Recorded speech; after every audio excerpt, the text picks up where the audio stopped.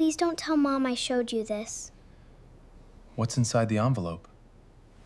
The truth, and once you read it, our family will never be the same. The phone kept vibrating on the kitchen counter. Maris. Calling again. My 8-year-old stepdaughter, Lumi, stared at the screen as if it might explode. Her hands were folded in her lap, but they were trembling so hard her fingers kept slipping apart. Then she looked up at me and whispered, Please do not tell Mommy I showed you." That was the moment I knew the envelope in her backpack was not a simple school notice. My name is Gideon Hall. I was 39 years old, an emergency room nurse in Columbus, Ohio, and until that evening, I believed the biggest problem in my marriage was that my wife and I had different ways of handling stress. I was wrong. Within 48 hours, I would learn that Maris had hidden reports from Lumi's school, emptied money meant for her daughter, and built a story that could have destroyed my reputation before I even knew I was being accused. But that night, none of that had surfaced yet. There was only a frightened child, a buzzing phone, and a small white envelope she had carried for almost 2 months. I silenced the call without answering. "I will not do anything until I understand what is happening," I told her. "You have my word." Lumi searched my face the way children do when they are trying to decide whether an adult deserves the truth. Finally, she nodded. I opened the envelope carefully. Inside was a folded drawing. 3 stick figures stood beneath a bright yellow sun. A little girl was between 2 adults, holding both their hands. Above them, written in uneven pencil, were the words me, Daddy Gideon, and me smiling. My throat tightened. Behind the drawing was another sheet torn from a school notebook. The handwriting was not Lumi's. It belonged to the school counselor, Mrs. Jensen. The notes were dated almost 2 months earlier. Student reports feeling afraid when mother becomes angry. Student says she wants to stay with Gideon because he listens. Student reports being told that people leave because she is difficult. Recommended family counseling and continued individual support.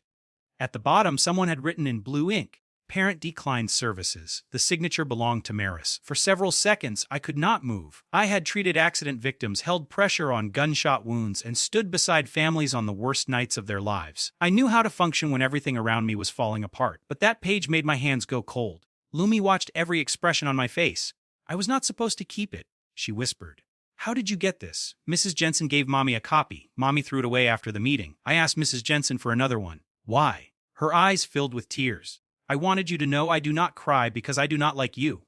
A tear rolled down her cheek. "I cry because I am scared you will leave." Those words hit harder than anything I had ever heard inside an emergency room. Children do not fear strangers leaving. They fear losing the people who finally make them feel safe. I sat on the step beside her, leaving enough space so she would not feel trapped. "You thought I would leave." She nodded. "Everybody leaves?" "No, sweetheart. My real daddy did." I swallowed. Maris had always said Lumi's biological father moved west when Lumi was 3 and never looked back. "My grandma died," Lumi continued, "and Mommy says people always get tired of me." Silence filled the hallway. Not awkward silence. The kind that hurts. I looked at the drawing again. The smiling stick figures. The yellow sun. A family she desperately hoped could exist. "Why did you not tell me before?" I asked. Her answer broke something inside me. "Mommy said if I told you the truth, you would think I was trying to ruin the marriage. Then you would leave us." Every piece finally fit together. The sudden tears, the long silences, the way Lumi apologized whenever she asked for help, the way she watched Maris's face before answering even harmless questions. Maris had not convinced Lumi that I was dangerous. She had convinced her that telling the truth was dangerous. That was an entirely different wound. I wrapped a blanket around Lumi's shoulders and made us hot chocolate. Neither of us drank much. She talked slowly, stopping often to ask whether I was angry. She told me that whenever she cried, Maris called her too sensitive. When Lumi tried to explain what had hurt her feelings, Maris told her she was embarrassing everyone. If she asked about her father, Maris said he had chosen a better life without her. Eventually, Lumi stopped using words. The tears became her language. At nearly 8 that evening, my phone rang again. "Maris." This time I answered. "Finally," she said. "I have been calling for an hour." Maris was in Chicago for a 3-day marketing conference. At least that was what she had told me. "Everything okay?" she asked. "Yes." "How is Lumi?" "She is with me." A pause. "Is she behaving?" I looked toward the living room. Lumi had fallen asleep on the couch with the drawing pressed to her chest. "She is safe." Another pause. Then Maris gave a small laugh. "You sound serious." "I found something in her backpack." Silence. Real silence. "What did she show you?" she asked. "The counselor's notes." Nothing. Not even breathing. Finally, she said, "We will talk when I get home." "No." "What?" "We will talk with a licensed counselor and with someone who can help Lumi." Her voice hardened. "You are overreacting." "No." For the first time since our wedding, I have finally started reacting. "Gideon, you are not her father." The sentence came quickly, like a knife she had been keeping sharp. I looked at Lumi. "You are right," I said. "I am the man she trusted when she was afraid. Tonight, that matters more." Maris hung up. 10 minutes later, I received an alert from our bank. A transfer of $32,000 had been initiated from our joint emergency account to an account I did not recognize. I stared at the amount. That account held money we had built together. Some of it came from my overtime shifts. Some came from the sale of my late mother's car. We had agreed it would remain untouched except for a medical emergency or Lumi's future. The transfer was still pending. I called the bank, reported that I had not authorized it, and placed a temporary hold on the account. The representative told me the transfer had been scheduled from Morris's online profile 3 days earlier. 3 days earlier, before Lumi showed me the envelope. Before Maris knew I had seen the counselor's report. That meant the transfer was not panic, it was preparation. I did not sleep that night. At 6 in the morning, I called the hospital and asked to use a personal day. Then I made 3 appointments. The first was with Mrs. Jensen, the school counselor. The second was with a family attorney named Rebecca Sloan, whom one of the doctors at work had recommended during his own divorce. The third was with a child therapist whose office specialized in emotional abuse and family trauma. I did not tell Lumi that I was building a case. I told her the truth. We are going to speak with people whose job is to help children feel safe. She asked, "Will Mommy be mad?" "Probably." "Will you leave?" "No." It was the first promise I made, knowing it might cost me everything. At school, Mrs. Jensen looked relieved when she saw me. She closed her office door and placed a thick folder on the desk. "I have wanted to call you for weeks," she said. "But Maris removed you from the school's approved contact list after our meeting." I felt my stomach tighten. "I was on that list." "You were." She changed it the next morning. Mrs. Jensen opened the folder. Inside were drawings, behavior reports, and notes from 6 meetings with Lumi. 6. I knew about none of them. The first note described Lumi crying after a class assignment about family trees. The second described her hiding under a desk after receiving a voice message from Morris. The third said Lumi had asked whether a child could be sent away for making a mother unhappy. I had to stop reading. Mrs. Jensen waited quietly. "Why did you give her another copy of the report?" I asked. "Because she begged me. I knew I was bending policy, but she said she needed one safe adult to understand. She named you. That should have made me feel honored. Instead, it made me furious. Not loud fury, cold fury. The kind that strips away excuses." Did Maris ever explain why she declined counseling? She said Lumi was dramatic and that therapy would reward attention-seeking. I closed my eyes. Mrs. Jensen continued. "There is something else." She handed me a printout of an email Maris had sent the school principal. In it, Maris claimed I was overly attached to Lumi and had been encouraging the child to reject her mother. She asked the school not to share records with me and said she was considering a protective order. I read the message twice. The date was 3 weeks old. Maris had started building a story about me before I knew there was a problem. That was the mystery I could not ignore. Why would my wife secretly portray me as dangerous while leaving her daughter alone in my care? Rebecca Sloan answered that question 2 hours later. The attorney read the school documents, the bank alert, and the notes I had made after every time Lumi cried in my presence. Then she asked, "Has Maris recently discussed moving?" "No." "Selling the house?" "No. The house is mine. I bought it before the marriage." "Does she know that Ohio law will not automatically give her an interest in property you owned before the marriage? Mu signed a prenuptial agreement." "She knows." Rebecca leaned back. "Then she may be preparing leverage." I hated the word because it made my family sound like a business negotiation. "What kind of leverage?"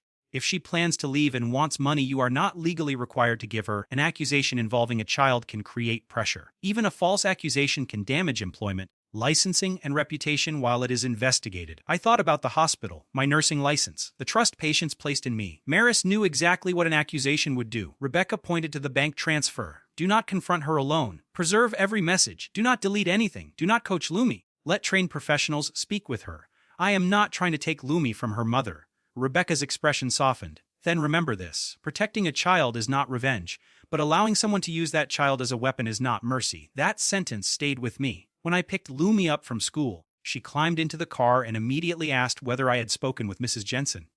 "Yes." "Are you mad at me?" "No." "Are you mad at Mommy?" "I am worried about choices she made." Lumi stared out the window. Then she said, "Mommy has another phone." I kept my voice calm. "What do you mean?" "She uses it in the garage. She told me it was for work." "Did she say anything else?" "She said we might move somewhere warm. She said you would not come because you love the hospital more than us." The words landed like stones. "Did she say when?" "After her trip."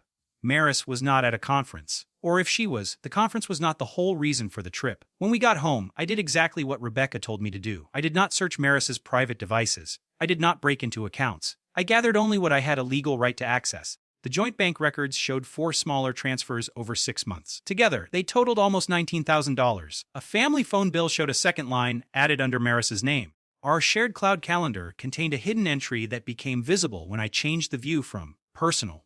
2. Old calendars. Apartment tour, Tampa. The date was the following Monday. I took screenshots and sent them to Rebecca. Then I checked the locked fireproof box in our bedroom closet. It contained the deed to my house, insurance papers, passports, and Lumi's birth certificate. The deed was gone, so was Lumi's passport. In their place was a folder I had never seen. Inside were copies of my hospital schedule, photographs of me asleep after night shifts, and typed notes describing me as exhausted, unstable, and obsessed with Lumi. One note said, Gideon becomes angry when challenged. Another said, Lumi cries around him. The truth was the opposite. Lumi cried because she felt safe enough to stop pretending around me. But a sentence removed from context can become a weapon. At the bottom of the folder was a draft letter addressed to the Ohio Board of Nursing. It accused me of drinking before work. I had not consumed alcohol in 6 years. My father had died from liver disease, and after watching what alcohol did to him, I had walked away from it completely. Maris knew that. She had attended the small dinner when I marked 5 years sober. The draft was not signed, but my hands still shook as I photographed it. This was no longer a troubled marriage. It was a trap. Maris returned the next afternoon, 1 day earlier than planned. I knew she had arrived because the garage door opened while Lumi and I were sitting at the dining table. 3 folders were arranged in front of me. The counselor's report, the financial records, the copies from the fireproof box. Lumi was coloring in the living room where she could see us, but she could not hear every word. Maris walked in wearing a cream-colored coat and carrying an expensive leather bag I had never seen. Her eyes moved from me to the folders. Then she smiled. It was not a warm smile. It was the smile of someone checking how much damage had already been done. So she said, "You turned this into a case file?" "No. You did that." She set down her bag. "You went through my things. I opened our shared fireproof box. My deed is missing. I moved it for safekeeping." That is not important. It is my property. It is important." Her jaw tightened. I continued. "The bank stopped your transfer." For the first time, real anger crossed her face. "You had no right. It is a joint account. That money was for Lumi and me." "No, it was for our family. You were preparing to take it and leave." She looked toward the living room. Lumi had stopped coloring. Maris lowered her voice. "You are frightening her." I almost laughed at the cruelty of it. "Do not use her feelings as a shield now." Maris stepped closer. "You have become obsessed with this child. This child has a name. You are not her father." Before I could answer, Lumi appeared at the edge of the room. She did not walk to Maris, she walked to me. Not because she loved her mother less, because she finally felt safe enough to choose where she stood. Maris noticed. The anger on her face changed into panic. "Baby, come here." Lumi pressed against my side. Maris's voice sharpened. "Lumi." The child flinched. That tiny movement ended the conversation. I stood. Rebecca Sloan is my attorney. Any discussion about the accounts, the house, or separation goes through her. A therapist will meet with Lumi tomorrow. You will not question her about what she said. Amaris stared at me. "You think you can take my daughter?" "I think you have spent years teaching her that love disappears when she tells the truth." Her eyes filled with tears. For 1 second, I saw the woman I had married. Then the tears stopped as quickly as they started. "You will regret humiliating me." "No," I said. "You are going to regret documenting yourself." That night, Maris stayed in a hotel. At 9:30, she sent me a message claiming I had threatened her. I replied with one sentence. "I did not threaten you. Future communication should go through counsel." At 10:15, she sent another message saying Lumi had always been unstable. I saved it. At 11, she wrote that she had sacrificed everything for an ungrateful child. I saved that too. By morning, she had sent 17 messages. Every one of them helped tell the truth. The child therapist met with Lumi twice that week. I was not in the room. Maris was not in the room. The therapist later filed a mandated report with Child Protective Services based on what Lumi disclosed. I did not know every detail. I did not ask. That was one of the hardest parts of protecting her. I had to accept that her story belonged to her even when I wanted every fact. Child Services created a safety plan. Maris could see Lumi only with supervision until the investigation was complete. Maris responded by filing for divorce and requesting the house, temporary support, and immediate return of her daughter. She also filed the complaint against my nursing license. For 2 weeks, I lived inside the nightmare she had designed. The hospital placed me on administrative review. I had to submit test results, work records, and statements from supervisors. I sat across from an investigator and answered questions about alcohol I had not touched in years. People at work tried not to stare. Some failed. Rumors moved faster than facts. I understood then why Maris had prepared the accusation. She did not need it to be true. She only needed it to exist long enough to frighten me into surrendering. She expected me to offer money, the house, and silence in exchange for withdrawing the complaint. Her attorney sent Rebecca a settlement proposal. Maris would withdraw her accusations if I gave her $150,000, paid 2 years of rent in Florida, and agreed never to contact Lumi again. I read the proposal at my kitchen table. Then I looked at the first drawing. which was now sealed inside a clear protective sleeve. "Everybody leaves," Lumi had said. Maris was betting that I would. I signed nothing. Instead, Rebecca sent back copies of the counselor's reports, the bank transfers, the draft complaint found before it was filed, the missing passport report, and Maris's messages calling Lumi unstable and ungrateful. We also requested financial discovery. That was when the real twist surfaced. The second phone was not for work. Maris had been speaking with a man named Adrian Cole, a regional director at her company. Their messages showed they had planned to move to Tampa together. He believed Maris owned half my house and would receive a large divorce settlement. She had promised him $200,000. The money she transferred from our joint account had gone into an account connected to a company Adrian controlled. He was not her escape, he was her partner. And he had already spent part of the money on a boat deposit. When the bank's fraud department contacted him, Adrian told investigators that Maris had said I approved the transfer. Maris said Adrian misunderstood. Adrian produced messages. In one of them, Maris wrote, "Once Gideon is scared about his license, he will pay. He cannot risk losing his career over a child who is not even his." I read that message only once. Once was enough. The betrayal was no longer a question. It was evidence. The investigation into my nursing license ended 3 weeks later. My tests were clean. My attendance records were strong. Supervisors and coworkers confirmed I had never appeared impaired. The board dismissed the complaint. The hospital restored me to full duty. On my first night back, the charge nurse hugged me so hard I almost dropped my coffee. But clearing my name did not erase what Maris had tried to do. Rebecca filed a counterclaim alleging financial misconduct, defamation, and abuse of legal process. The bank pursued its own action regarding the transfers. Child Services continued its case. Maris's confident messages became shorter. Then desperate, she asked to meet me alone. I refused. She asked whether we could put the family first. I replied through Rebecca, "The family is exactly why this must continue." The temporary family court hearing took place on a gray morning in February. I had imagined I would feel triumphant seeing Maris afraid. I did not. I felt tired. Lumi did not testify in open court. Her therapist and Mrs. Jensen provided reports. The judge reviewed Maris's messages, the hidden school records, the rejected counseling, and the plans to relocate Lumi without notice. Maris's attorney argued that she was an overwhelmed mother who had made poor choices during a stressful period. That was partly true.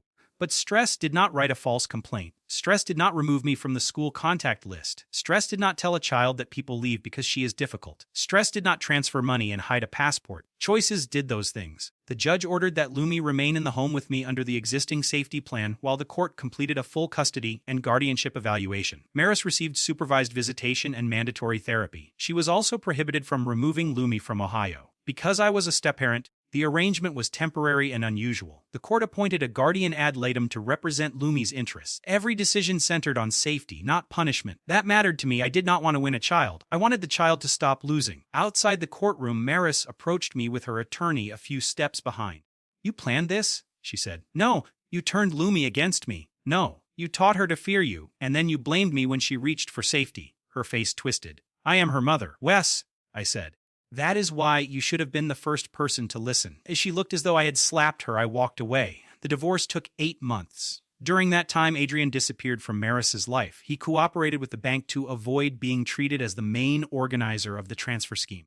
The company fired both of them for violating financial and conduct policies. The boat deposit was recovered. Most of the transferred money came back. The court awarded Maris no interest in my premarital home. She received a limited share of marital assets after the missing funds and legal costs were accounted for. Her complaint against me became part of the public case record. The lie she had designed to destroy my career became one of the reasons the judge questioned her credibility. That was the revenge, if you want to call it that. I did not shout at her. I did not ruin her belongings. I did not expose her on social media. I simply stopped protecting her from the consequences of her own choices. For years, Maris had controlled the truth by deciding who could speak, what could be recorded, and which version of events everyone was allowed to believe. Then a little girl saved one piece of paper. That paper opened every locked door. The final custody hearing happened in early October. By then, Lumi had spent months in therapy. She laughed more. She slept through the night. She had stopped asking permission before taking food from her own kitchen. Maris had attended therapy too, though not willingly at first. Her therapist reported that she was beginning to recognize patterns from her own childhood.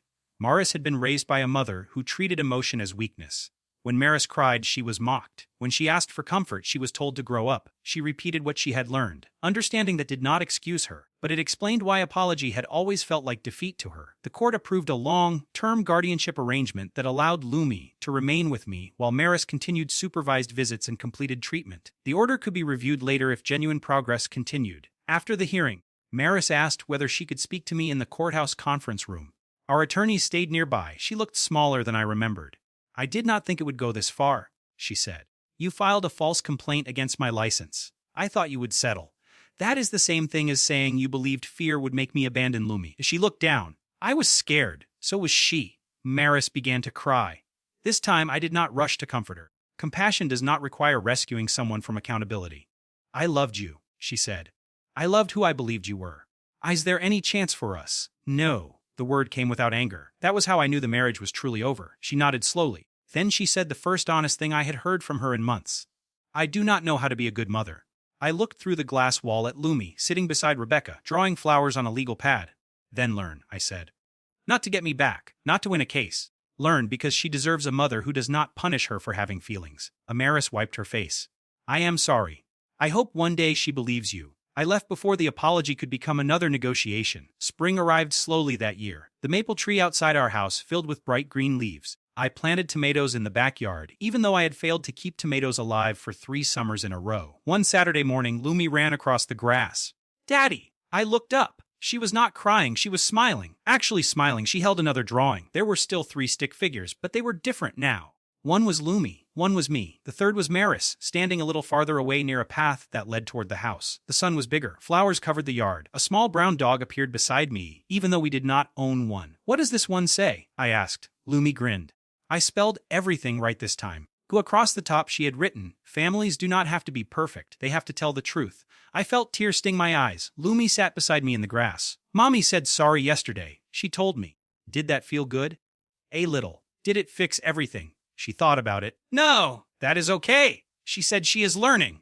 I hope she is. Lumi leaned against my shoulder. Are you still staying? I looked at the house, the garden, and the child who had once hidden evidence in her backpack because every adult around her had taught her that truth was dangerous. Yes, I said. I am still staying. The years later, the first drawing still hangs beside my nursing degree in my office. Patients sometimes ask why I framed a child's picture of 3 stick figures under a crooked yellow sun. I tell them it reminds me that healing rarely begins with medicine. Sometimes it begins when someone finally asks one more question. Sometimes it begins when a child realizes tears are not a crime. And sometimes justice does not arrive with shouting, revenge, or a slammed door. Sometimes justice is quieter. It is a bank transfer stopped in time, a false complaint dismissed, a frightened child believed, a woman forced to face the damage she created, and a man who was told he was not a real father choosing to stay anyway. Every evening, when I walk through the front door after a long shift at the hospital, Lumi calls out the words I will never take for granted. Welcome home, Daddy. No fear, no apology, no one telling her she is too much, only the sound of a child who finally knows that telling the truth will not make love disappear. And that is how Maris lost the power she had used against us. Not because I destroyed her, because the daughter she tried to silence finally spoke, and I stayed long enough to listen.